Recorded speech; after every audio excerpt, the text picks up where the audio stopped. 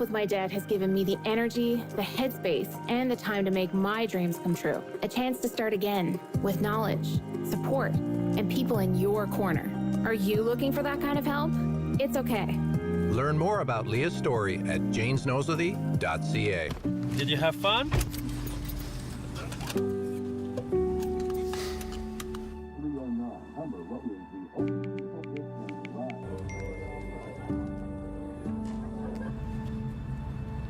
Check this out.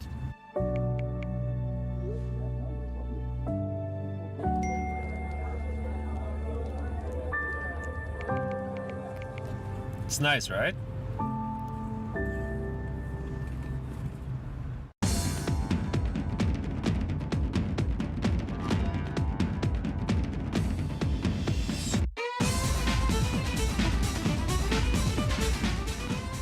Welcome everyone to the 21st season of Out of the Fog. I'm your host, Laurabel Mba, and I'm so excited to be joining you all for this season. We're going to be sharing diverse voices from all across the province, celebrating all that Newfoundland and Labrador has to offer. We're kicking it off with a start for me this season with CEO of Sharing Our Cultures, Lloydetta Quaicoe. We're getting to know her a little bit more personally. So sit back, relax, and let's take a dive into the personal life of Lloydetta Quaicoe. And we'll be right back.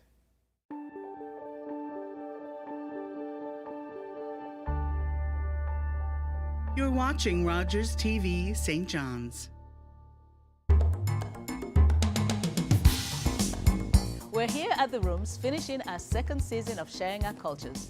This is the place where you get to meet amazing individuals from diverse cultural backgrounds who are making significant contributions to our communities.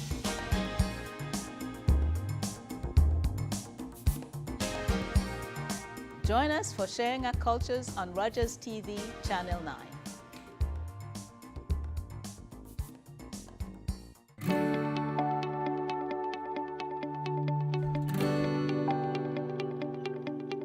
You're watching Rogers TV St. John's. And welcome back, everyone. I am joined on the couch by the lovely, effervescent CEO of Sharing Our Cultures, Inc., Lloydetta Quaicoe. Lloydetta, thanks for joining me. Thank you. I'm so happy to be here with you. I'm so glad to have you on the couch as well. So I've gotten to know you over the last few years through a multitude of different events, but a lot of our viewers don't really know who Lloydetta Quaicoe is. And so before we get into all the amazing things you're up to, I'd love for you to give us a chance to get to know who you are. Okay, well, I'm Lloydetta Quaicoe, as you said, and I'm the founder and CEO of Sharing Our Cultures. I was born in Freetown, Sierra Leone in West Africa, and I now call Newfoundland Labrador my home. Okay, so do you mind letting me know, so when you first moved to Newfoundland and Labrador, what was that experience like for you? Oh, it was strange because there weren't that many Africans here. Actually, I think there were 5 families from Africa. So we just decided to get together and start an African-Canadian association, and everybody had a part to play in it. But of course, it's grown so much more now, and it's so much more culturally diverse. So, yeah. But what was it like for you when you first got here? What was your journey here, and how did you get to Newfoundland? Well, I got to Newfoundland because my husband was offered a position at Memorial University to teach in electrical engineering. Okay. So we decided that we will come. So we came, and things were different. Like our first winter here, I know that I used to write home and say that it's as cold as being in a freezer.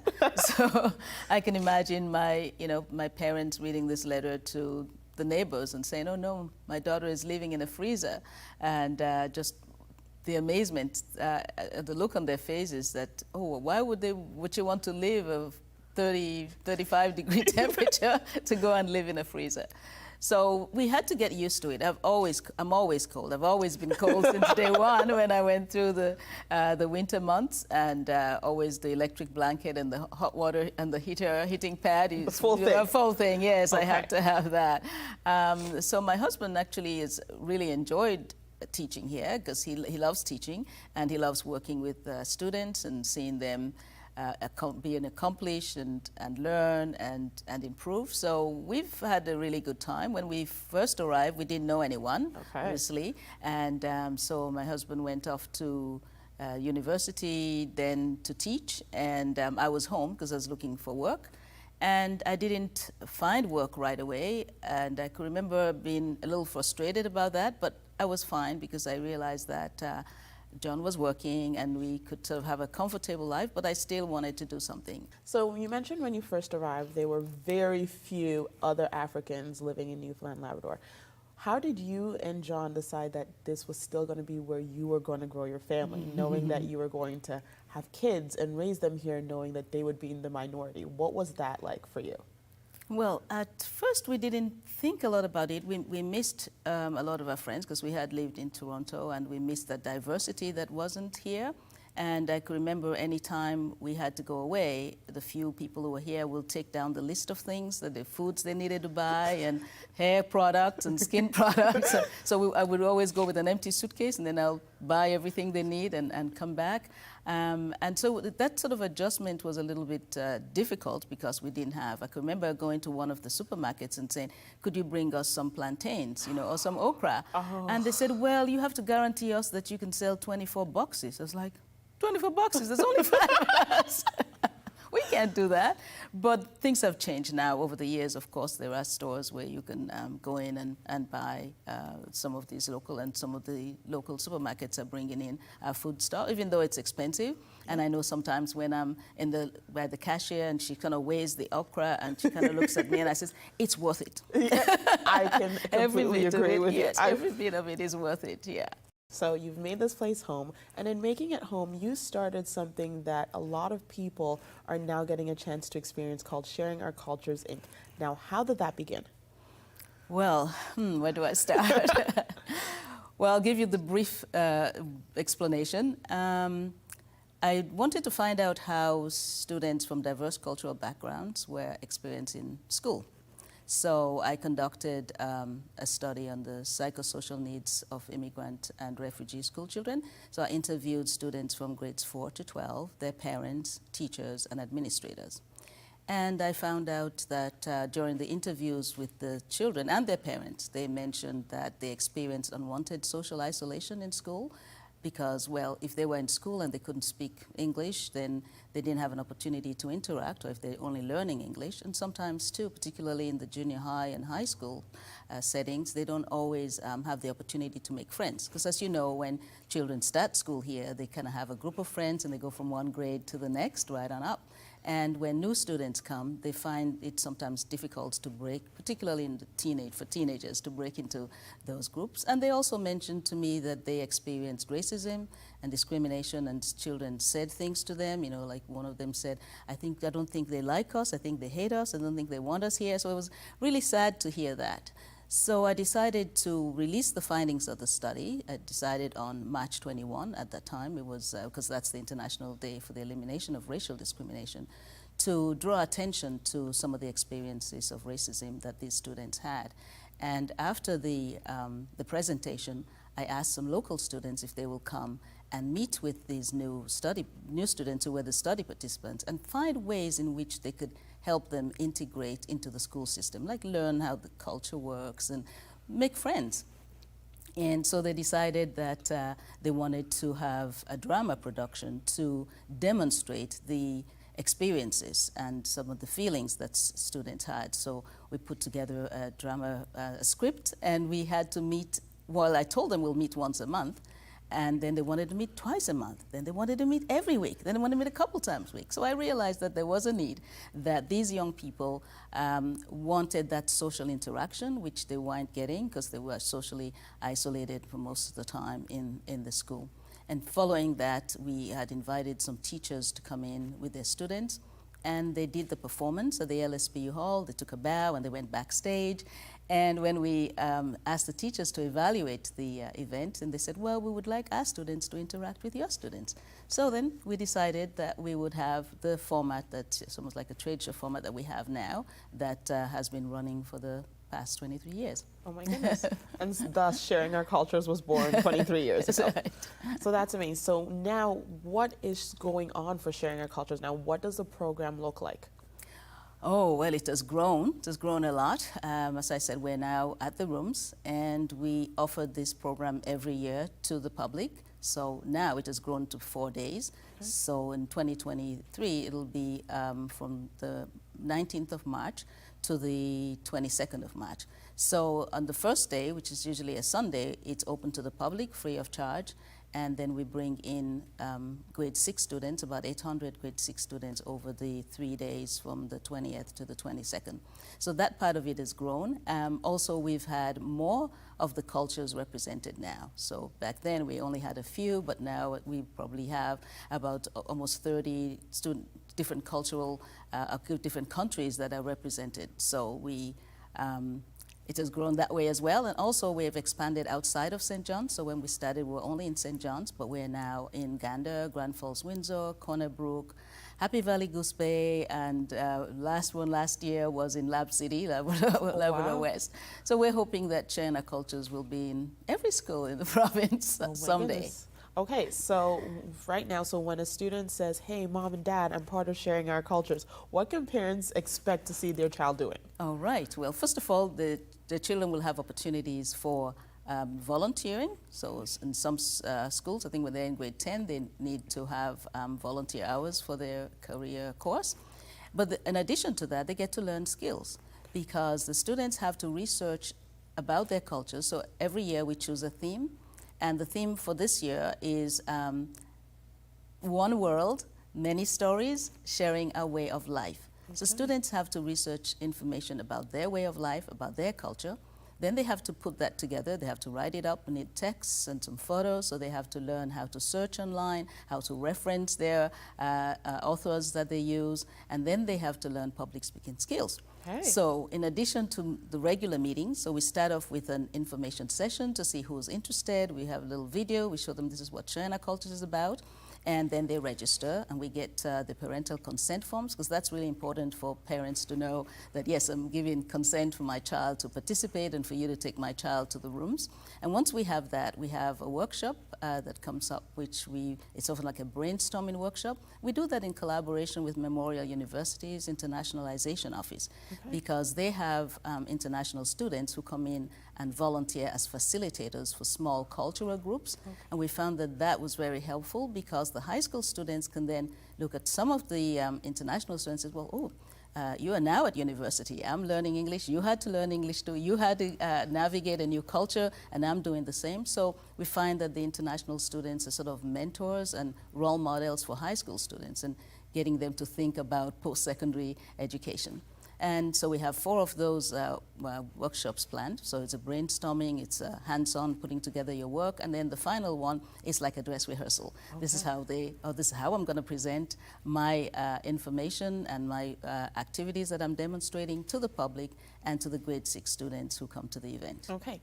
So right now for this Sharing Our Cultures experience, the one we just talked about, is that only available for grade 6 students, or does it exist throughout all the grades? Well, from grade 7 to 12 are the ones who will be the cultural ambassadors, so they will share their cultures.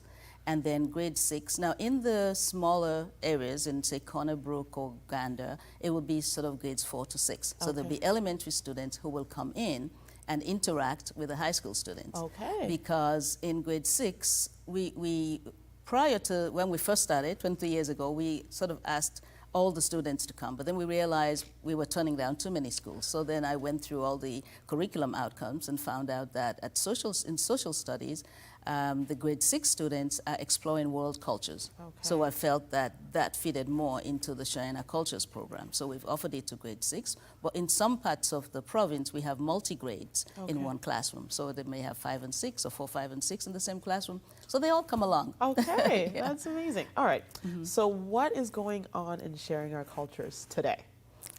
Oh, a lot. Well, we do have students who are French-speaking, so they're French-speaking students, so they get an opportunity to have their present in French and in English.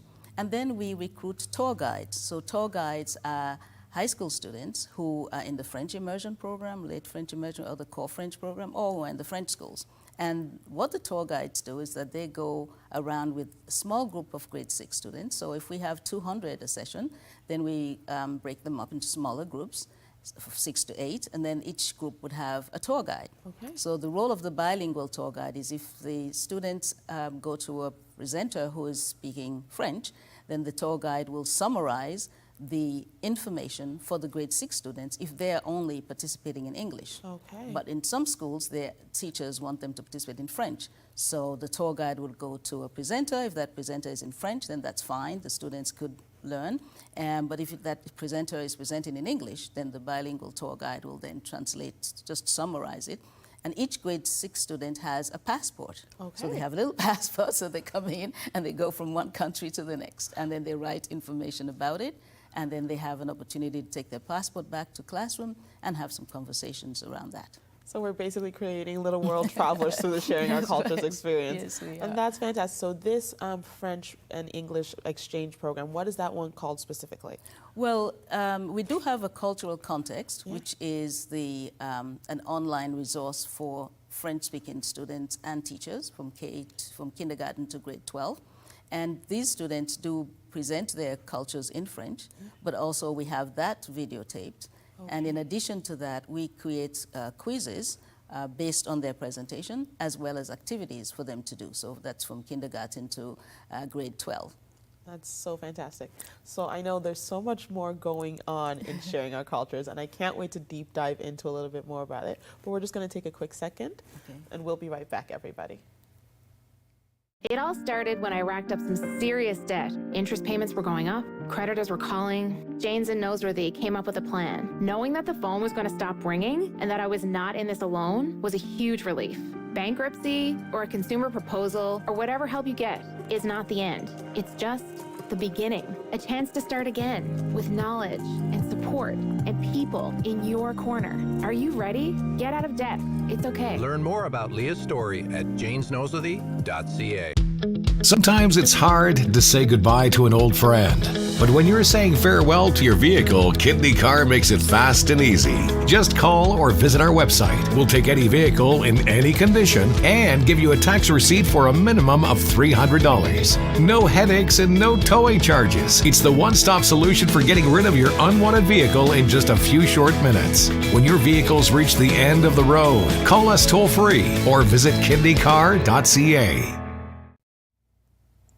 Welcome back, everyone, and I'm still here with Lloydetta Quaicoe, CEO of Sharing Our Cultures, Inc. Lloydetta.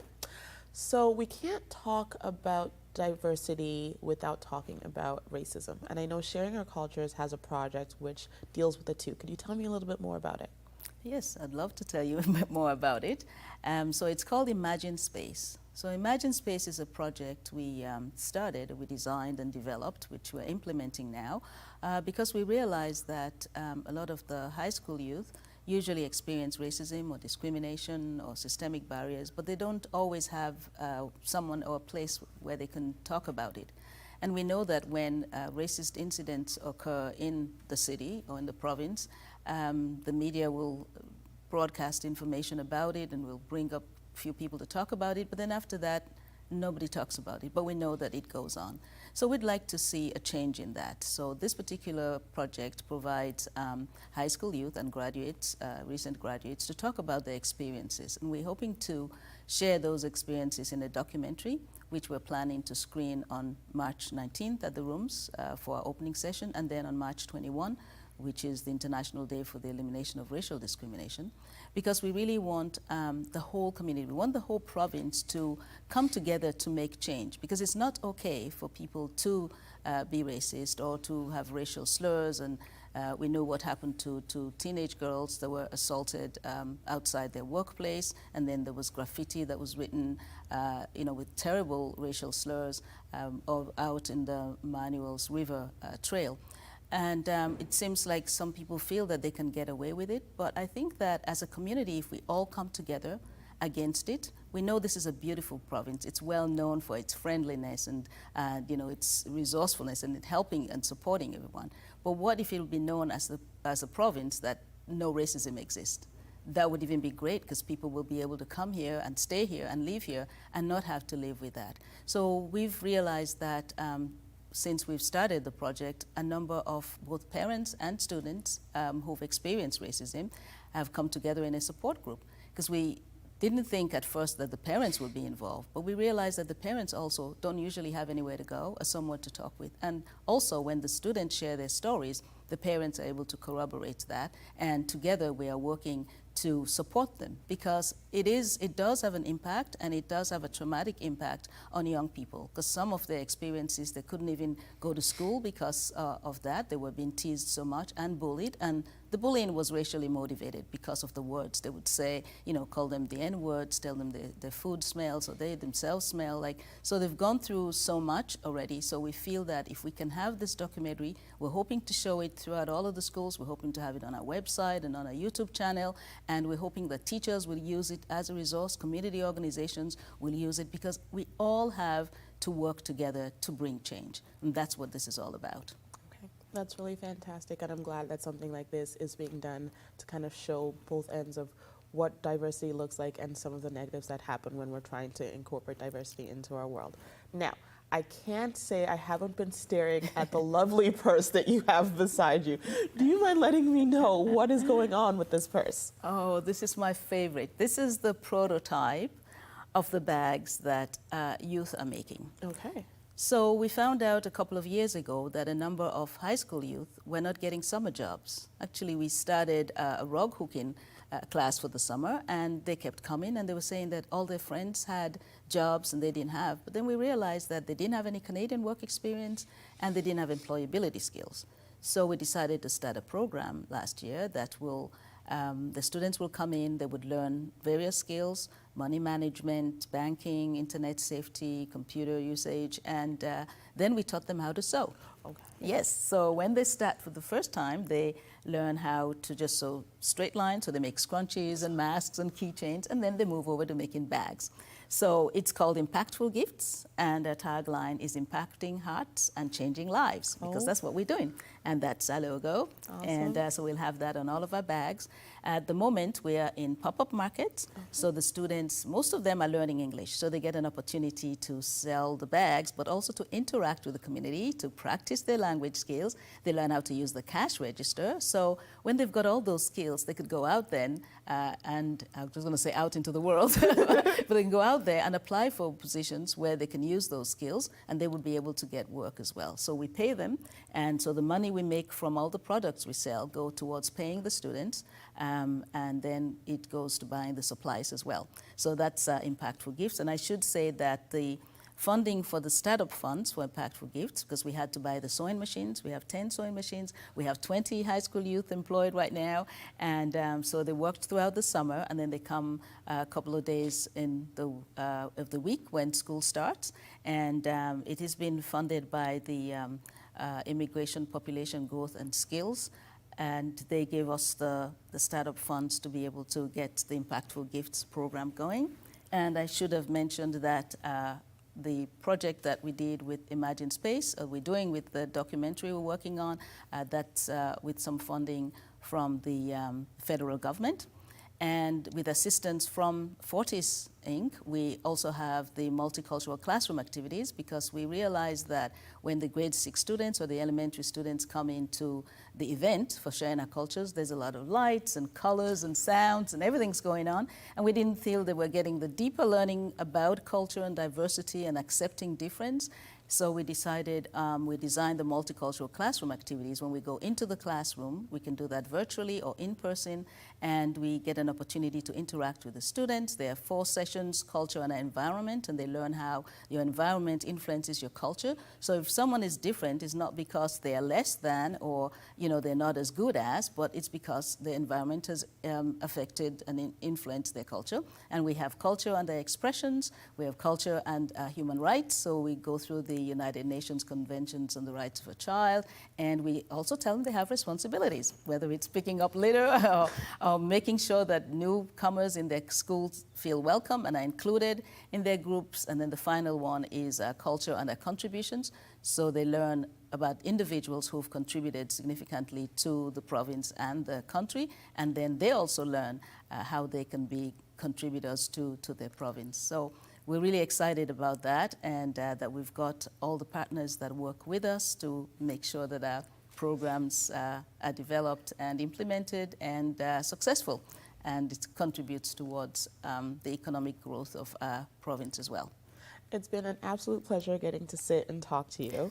Before I let you go, I know you really wanted to say thank you about a recent experience one of your volunteers and participants with Sharing Our Cultures had. So I'll leave you with that. All right, yes, well, thank you for the opportunity to tell you about that. This is a multimedia project that we run in collaboration with Rogers TV St. John's, and they gave an opportunity for some of our students to come into the studio and learn all the aspects of television production, all the behind the scenes. So they learned about floor managing and camera, graphics, directing, sound, and then they got an opportunity to record their own episodes. They've got 2 episodes of the Sharing Our Cultures program, and so these were students from Syria, from Afghanistan, from Congo, Romania, Egypt. So it's a multicultural youth edition of Sharing Our Cultures that we are hoping that students and the community will be able to appreciate. And the good news out of that was that one of the students who participated won the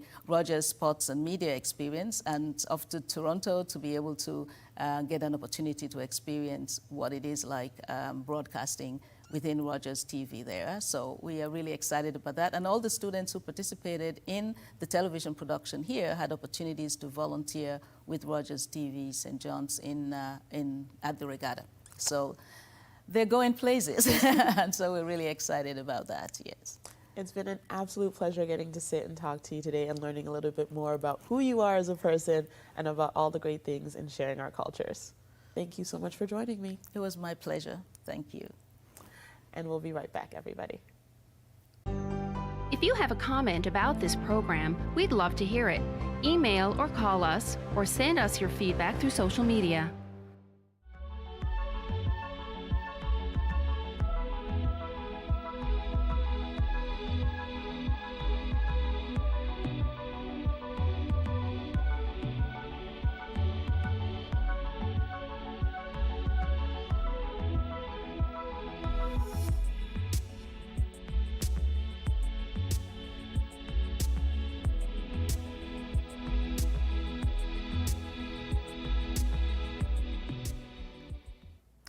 It was absolutely amazing getting to know Lloydetta Quaicoe on a little bit more of a personal note, while also finding out the amazing projects Sharing Our Cultures is involved in to promote diversity within Newfoundland and Labrador. If you are interested in purchasing one of the lovely bags from today's episode, feel free to visit Sharing Our Cultures at 390 Elizabeth Avenue. All funds raised will continue to support their programming. I'm looking forward to bringing more diverse voices to Out of the Fog this season and seeing you every week. So I hope you have a great night, and I'll see you next week. If you have a comment about this program,